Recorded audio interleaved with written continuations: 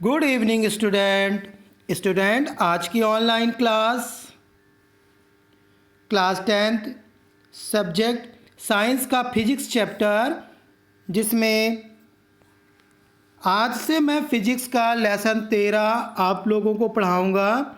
मैं अकबर सर हूं और आज से मैं लेसन 13 और 14 मैं कंप्लीट करूंगा। लेसन 13 में है विद्युत धारा के चुंबकीय प्रभाव। आपके पहला समरी जो यह टॉपिक है, किसी चुंबक के निकट लाने पर दिक् सूचक यानी चुंबक की जो सुई होती है वो विक्षेपित क्यों हो जाती है। विक्षेपित मतलब वो हिलने क्यों लगती है, ये बताना है। ठीक है, जब चुंबक के पास हम कोई चुंबकीय सुई लाकर रखते हैं तो वो विक्षेपित क्यों हो जाती है, अपना स्थान क्यों बदल देती है। इसका उत्तर है, जब हम दिक् सूचक को चुंबक के निकट लाते हैं तो चुंबक के प्रभाव के कारण विद्युत धारा प्रवाहित होने लगती है, अर्थात करंट या विद्युत धारा उत्पन्न हो जाती है, जिसके कारण दिक् सूचक की सुई विक्षेपित हो जाती या हिलने लगती है। सेकंड टॉपिक है आपका आज का चुंबकीय क्षेत्र और चुंबकीय क्षेत्र रेखाएं। हम जानते हैं कि कोई भी चुंबक अपने चारों ओर की निकट की लौह वस्तुओं यानी लोहे की वस्तुओं को अपनी ओर आकर्षित कर लेता है। हम सब जानते हैं कि चुंबक लोहे को अपनी ओर आकर्षित करता है, जिसके कारण लौह वस्तु आकर चुंबक से चिपक जाती है, अर्थात चुंबक द्वारा उत्पन्न वह बल जो लोहे की वस्तुओं को अपनी ओर आकर्षित करता है, उस बल को चुंबकीय बल कहते हैं तथा जितनी दूरी या क्षेत्र तक चुंबक का यह बल महसूस होता है उसे चुंबकीय क्षेत्र कहते हैं। तो जान गए बच्चों, चुंबकीय क्षेत्र मतलब होता है वह पूरा क्षेत्र या दूरी जहां पर हमें चुंबक के गुण का एहसास होता है, उतनी दूरी या उतना क्षेत्र चुंबकीय क्षेत्र कहलाता है। इसके बाद है चुंबकीय क्षेत्र की रेखाएं।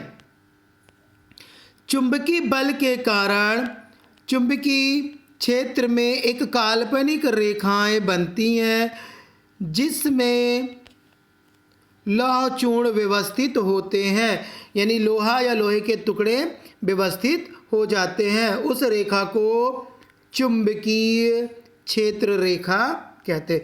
देखो बच्चों, मैंने ये चित्र बनाया है आप लोगों के सामने।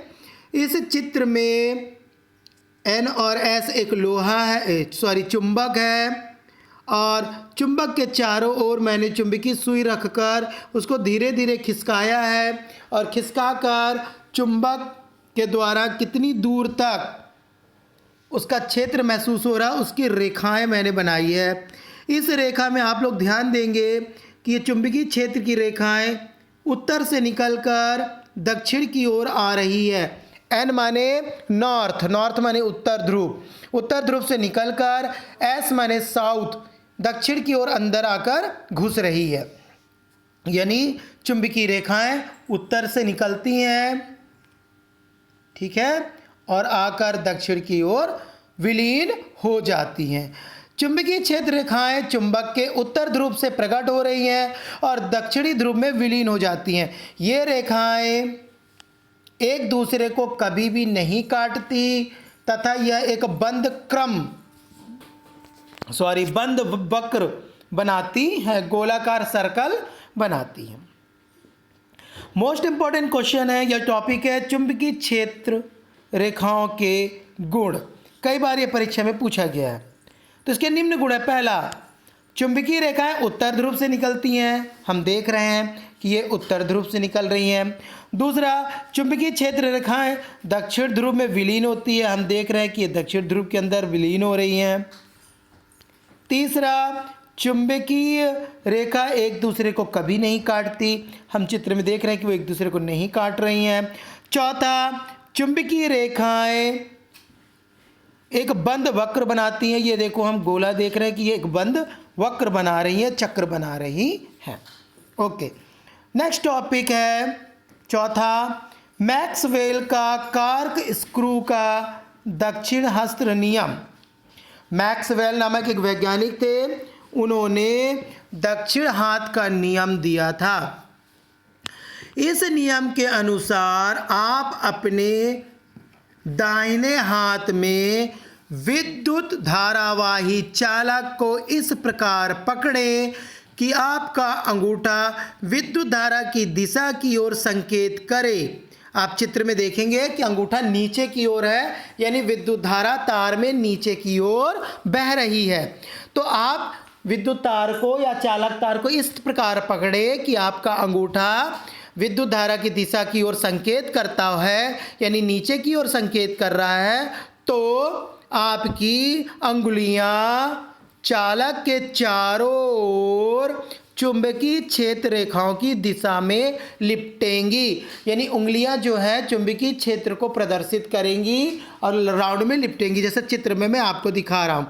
ये देखिए चित्र में ये चालक तार है और विद्युत धारा की दिशा नीचे की ओर दिख रही है आपको, ठीक है, और हमने उसको ऐसा पकड़ा है तो ये उंगली जो घूम रही है इस तरह से, ये इस तरह से अंदर की ओर।